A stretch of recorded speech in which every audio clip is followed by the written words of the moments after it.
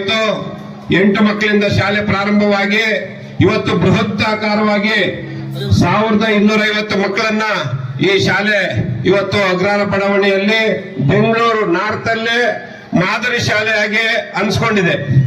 ಅದೇ ರೀತಿ ಈ ಸಾರಿ SLCಯಲ್ಲೂ ಸಹ ಪ್ರೌಢಶಾಲೆಯಲ್ಲಿ 100% ರಿಸಲ್ಟ್ ಬಂದಿದೆ. ಅದರಿಂದ ತಾವೆಲ್ಲರೂ ಜೋರಾಗಿ ಒಂದು ಚಪ್ಪಾಳೆ ತಟ್ಟಿ.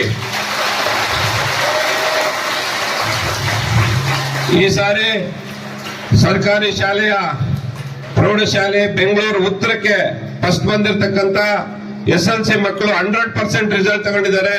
ಮುಂದಿನ ದಿನಗಳಲ್ಲಿ ಇಂಗ್ಲಿಷ್ ಮೀಡಿಯಂ ಕನ್ನಡ ಮೀಡಿಯಂ ಎರಡೂ ಇರೋದ್ರಿಂದ ಹೆಚ್ಚು ಡಿಸ್ಟೆನ್ಷನ್ ತಗೋಬೇಕಂತ ಹೇಳಿ ನಾನು ಈ ಮೂಲಕ ತಮ್ಮಲ್ಲಿ ಕೇಳ್ಕೊಳ್ತಾ ಇದ್ದೀನಿ. ಅದೇ ರೀತಿ ನಮ್ಮ ಶಾಲೆಯ ಮುಖ್ಯ ಶಿಕ್ಷಕರಾಗ್ಬೋದು, ಸಹ ಶಿಕ್ಷಕರಾಗ್ಬೋದು, ಎಲ್ಲರೂ ತುಂಬಾ ಚೆನ್ನಾಗಿ ಕೆಲಸ ಮಾಡ್ತಾ ಇದ್ದೀರಾ. ತಮ್ಮೆಲ್ಲರಿಗೂ ಅಭಿನಂದನೆಗಳು. ನಮ್ಮ ನಾಯಕರಾದ ತಮ್ಮೇಶ್ ಗೌಡ್ರ ಬಗ್ಗೆ ಹೇಳ್ಬೇಕಂದ್ರೆ ಸದಾ ರಾತ್ರಿ ಹಗಲು ಸದಾ ಜನಸೇವೆಯಲ್ಲಿ ತೊಡಗಿದ್ದಾರೆ. ಈಗಾಗಲೇ ಸುಮಾರು ಕಾರ್ಯಕ್ರಮಗಳನ್ನ ಮಾಡಿ ಅವರು ಯಶಸ್ವಿಯನ್ನು ಕಂಡಿದ್ದಾರೆ.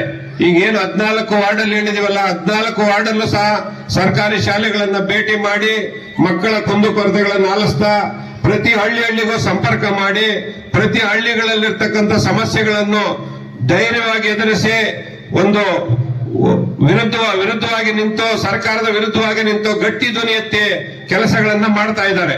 ಅದೇ ರೀತಿ ತುಂಬಾ ಕಾರ್ಯಕ್ರಮಗಳನ್ನ ಬಹು ಯಶಸ್ವಿಯಾಗಿ ಮಾಡಿದ್ದಾರೆ. ಅವರು ನಮ್ಮ ಶಾಲೆಗೆ ಬಂದು ಈ ದಿನ ನಮ್ಮ ಸಂಪಿಗೆಹಳ್ಳಿ ವಾರ್ಡ್ಗೆ ಬಂದು ಇವತ್ತು ಅಗ್ರಹಾರ ಬಡಾವಣೆಯ ಸರ್ಕಾರಿ ಶಾಲೆ ಮತ್ತೆ ಸಂಪಿಗೆಹಳ್ಳಿ ಈಗ ಲಾಸ್ಟ್ ಹೋದ ವಾರ ಅವರ ಬರ್ತ್ಡೇ ದಿನನೇ ಅಗ್ರಹಾರ ಮತ್ತು ತಿರುಮೇನಹಳ್ಳಿ ಮಕ್ಕಳಿಗೂ ಸಹ ಪುಸ್ತಕ ಮತ್ತು ಬಟ್ಟೆ ವಿತರಣೆಯನ್ನು ಮಾಡಿದ್ದಾರೆ. ಅದೇ ರೀತಿ ಈಗ ಇವತ್ತು ಅಗ್ರಹಾರ ಬಡಾವಣೆ ಆದ ತಕ್ಷಣ ಸಂಪಿಗೆಹಳ್ಳಿ ಮತ್ತೆ ಚೊಕ್ಕನಹಳ್ಳಿಯಲ್ಲೂ ಸಹ ಈ ನೋಟ್ ಪುಸ್ತಕ ವಿತರಣೆ ಮಾಡಲಿದ್ದಾರೆ. ಅದರಿಂದ ಅವರಿಗೆ ನಮ್ಮೆಲ್ಲರ ಪರವಾಗಿ, ಶಿಕ್ಷಕರ ಪರವಾಗಿ, ಗ್ರಾಮಸ್ಥರ ಪರವಾಗಿ, ಕಾರ್ಯಕರ್ತರ ಪರವಾಗಿ, ಮಕ್ಕಳ ಪರವಾಗಿ ನಾನು ತುಂಬ ಹೃದಯ ಧನ್ಯವಾದಗಳನ್ನು ಸಲ್ಲಿಸ್ತೀನಿ.